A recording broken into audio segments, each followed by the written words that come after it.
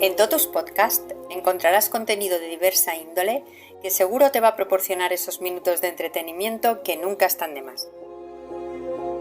En este programa volvemos a reivindicar el turismo rural, que no lo hacíamos desde que visitamos Albarracín hace unos meses. Y como siempre estamos buscando excusas para hablar del Siglo de Oro, no podía faltar uno de nuestros pueblos favoritos. Hola, José. Buenas, Antonio. Hablar del Teatro del Siglo de Oro sin mencionar el corral de comedia más antiguo de España tiene delito. Y si no te gusta el teatro, pues también te gustará visitar este pueblo. En un día lo puedes recorrer de punta a punta y además reponer fuerzas en su histórica Plaza Mayor. Una de sus delicatessen son las berenjenas, tu fruta favorita, José. Madre mía. Porque en el programa que dedicamos a la receta de pasta a la norma dijiste que era una fruta, ¿no? O una verdura.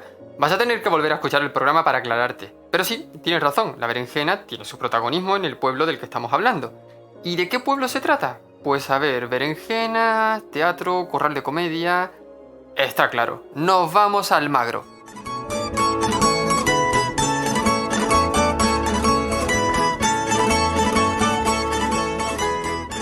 Empecemos por lo ineludible, José.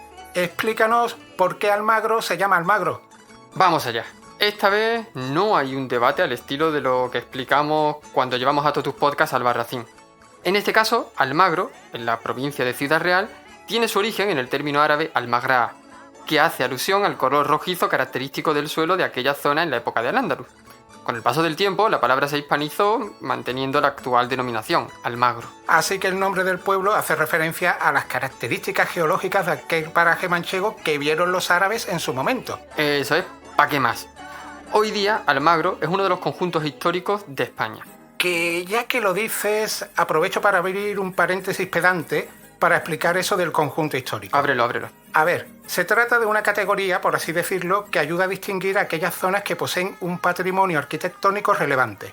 Además, estos edificios históricos deben estar vinculados a una tradición social e histórica muy particular, o como la ley lo denomina, una unidad de asentamiento. Y gozan de una protección especial. Son inmunes a los planes de ordenación urbana, en teoría. Marx, estoy de acuerdo contigo en teoría, y en teoría funciona hasta el comunismo. En teoría. En el caso de Almagro, esa unidad de asentamiento que hace referencia a la ley de patrimonio afecta a todo el pueblo. Así que, venga, ¿por dónde empezamos el paseo? Empezamos visitando la iglesia de San Agustín, que está pegadita a la Plaza Mayor.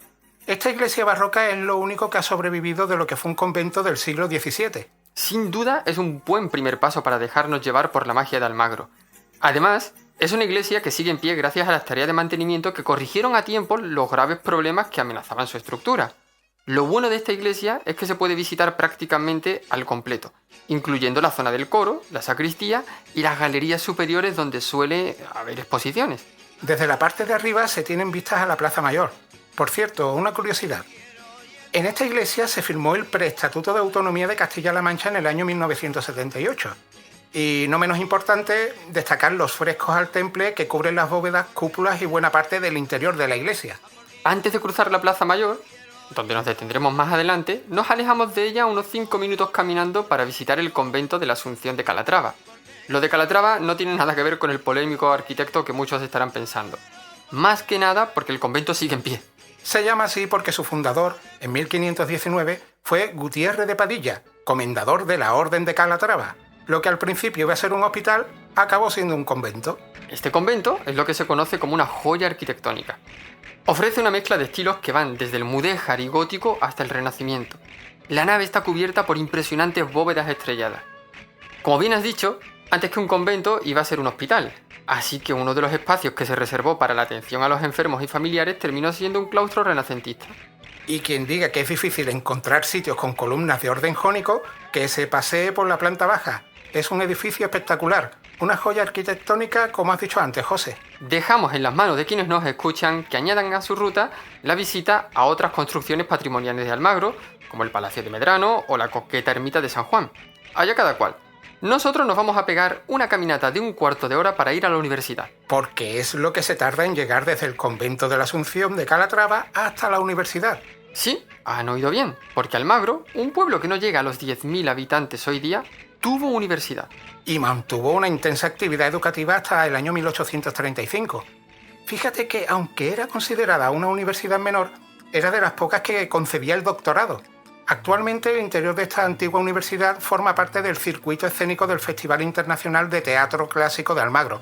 Por eso es el momento de salir de la universidad y tirar para la Plaza Mayor. A menos de 10 minutos caminando sin prisa y sin pausa. Nos espera un poco de empírica culinaria. Hoy comamos y bebamos y cantemos y volquemos, que mañana lloraremos por un joven santantueño, parémonos. En esta Plaza Mayor sí se puede tomar un relaxing cup de café con leche y más cosas. Es que esta plaza es el corazón del pueblo, con una arquitectura muy particular que invita a fijar la vista en sus soportales, las galerías acristaladas. Es un viaje en el tiempo sin necesidad de DeLorean. No es la típica plaza que presenta un espacio más o menos cuadrado, ni mucho menos. Esta es una plaza un tanto irregular porque es alargada y hay poco más de 100 metros de una punta a otra. El color verde de la madera juega muy bien con la piedra caliza de las columnas, y en cualquiera de sus locales podrás comer de escándalo. Toca hablar de las berenjenas de Almagro. Y José, tú que eres el experto en berenjenas, cuéntanos algo de esta delicia manchega. Con mucho gusto. Todos los indicios señalan que el cultivo de la berenjena vino a paliar el hambre que dejó la guerra civil en los años 40. Por suerte, en la zona manchega donde está Almagro, las cosechas de berenjena fueron generosas, así que conservaban el excedente en grandes vasijas de barro. ¿Y qué hacían con ese excedente? ¿Eso no caducaba? Excedente pregunta, compañero. Bueno... Esas vasijas servían para abastecer otras zonas de tan suculento manjar. Y aguantaban bien, gracias a una ingeniosa fórmula de conservación basada en especias y el toque justo de vinagre. Esto es lo que le daba ese sabor tan particular a las berenjenas de Almagro. Pero no todas las berenjenas sirven para alcanzar ese sabor tan característico, ¿verdad? Claro, como ya dijimos en el programa de Pasta a la Norma, hay mucha variedad de berenjenas. Algunas se comen y otras solo sirven de adorno. Aquí hablamos de las genuinas berenjenas de Almagro, que son más pequeñas y tienen su propia denominación de origen protegida. Pues ya saben, hay que ir a la Plaza Mayor de Almagro y pedir una tapa de este manjar. ¿Y podemos ir ya al Corral de Comedias? Venga, vamos, que va a empezar la función. Sin salirnos de la Plaza Mayor de Almagro, tenemos la gran oportunidad de adentrarnos en el siglo de oro gracias a este lugar emblemático, el Corral de Comedias. Otra joya arquitectónica, en este caso del barroco. Es el único teatro del siglo XVII que ha llegado a nuestros días con la estructura original de los corrales de comedias del siglo de oro. Fue construido en 1628 por Leonardo de Oviedo en el patio de un antiguo mesón, el Mesón del Toro que se llamaba. Básicamente lo que hizo fue construir un tablao para las representaciones teatrales y adaptar las galerías interiores para acomodar al público. Era como una plaza pequeña dentro de la Plaza Mayor. Las representaciones teatrales podían durar hasta 6 horas. Aprovechaban lo posible de la luz natural, hasta la puesta del sol. Bueno, esto tampoco es algo sorprendente, ya que era lo normal en esa época donde no había luz eléctrica. A ver, que me lío yo solo. Estas representaciones seguían una estructura fija que incluía una loa inicial, 3 actos intercalados con entremeses y otras piezas cortas y cómicas que combinaban teatro, danza y música. El enfoque principal de estas piezas breves era la parodia, la exageración, representando situaciones absurdas e incluso ridiculizando a personajes de la vida cotidiana o figuras de la alta sociedad. Lo que hacemos nosotros día a día. Y no se nos da nada mal. El orden social también estaba estrictamente regulado. Los hombres y mujeres no podían sentarse juntos. Ellos podían ver mejor las representaciones desde el patio y las gradas laterales. Ellas accedían aparte y se disponían en una zona llamada cazuela, situada enfrente del escenario, la zona trasera del patio, por así decirlo. Ah, y la entrada de los niños. Prohibidísima. El precio de las entradas era variable. A veces no solo cobraban por acceder al recinto, que también podían cobrar el derecho a ver la obra sentado. Otras veces había que pagar un extra como aportación especial que en realidad era lo que muchas compañías teatrales acababan cobrando. Había 2 responsabilidades muy curiosas para asegurar el éxito de la representación teatral.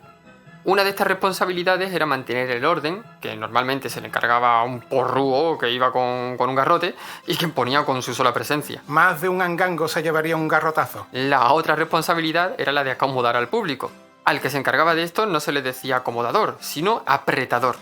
Como no existía un límite fijo de aforo, pues había que hacer un hueco a la fuerza. Y aquel magnífico siglo de oro, en el que el teatro no solo era entretenimiento, porque también era una forma de elevar la cultura y moral del pueblo, no se libraba de los de siempre, de los que le ponían pegas a todo. Hablamos de esos tradicionalistas que veían en el auge del teatro una amenaza. Y tanto dieron por saco que se llevaron el gato al agua, porque lograron la prohibición de los corrales de comedia. No paraban de decirle al rey Felipe V que eso del teatro era respetuoso, que se llenaba de pobres sucios y malolientes. No era la primera vez que la monarquía prohibía el teatro en España. Muchos corrales de comedia cerraron o fueron directamente demolidos. Pero fíjate, el Corral de Comedias de Almagro supo adaptarse a las circunstancias y se reconvirtió en una posada. Pasan los años y el Corral de Comedias cayó en las lóbregas mazmorras del olvido. Pero llega el año 1952. ¿Y qué sucede? Pues una importante casualidad. Tras un periodo de intensas lluvias, algunos muros de la Plaza Mayor de Almagro comienzan a agrietarse y a caerse.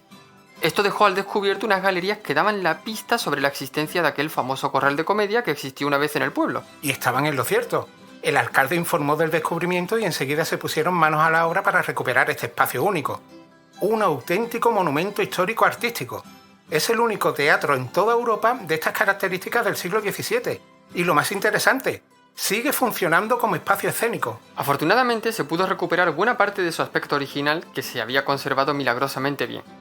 Pocos años después se creó el Festival de Teatro Clásico Español, haciendo de Almagro una de las capitales culturales más importantes de España.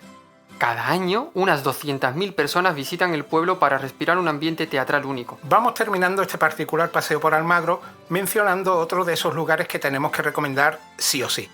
Nos referimos al Museo Nacional del Teatro, que está apenas a un par de minutos del Corral de Comedias.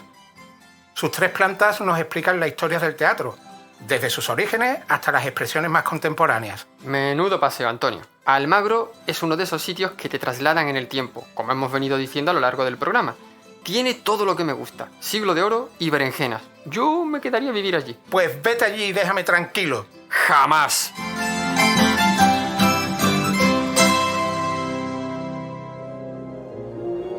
Gracias por escuchar y apoyar Totus Podcast. Síguenos en la web www.totuspodcast.com y en nuestras redes sociales. Hasta el próximo programa.